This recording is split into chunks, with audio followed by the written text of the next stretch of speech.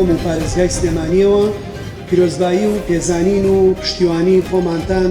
پێشکەشەکەن. بەڕاستیە بێدان بۆ ڕاستیا بنین کە جگە لە مەسەلەی فێربوون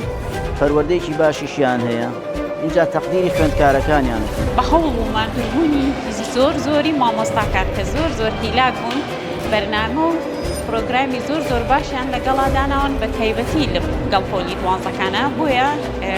مناڵەکان توانیویانە بگەن بە ئەم ئاستە بەرزە بەڕاستی جارێکی تر دەستخۆشیان لێ یەکەم.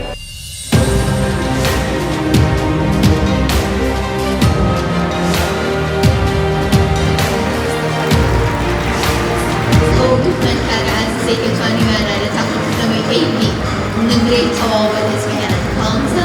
بەدەستبێنن پێشکی زۆر خوێندکاری خۆشەویستان هێزی عومەر ئەحمەد دەکەین تا توانیوێتی پلەی تۆپی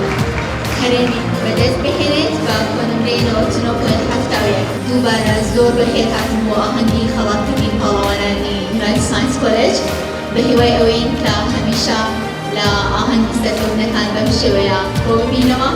و ڕۆژ بە ڕۆژ تۆماری سەرکەوتنی زیاتر و زیاتر بەدەست بهێنین.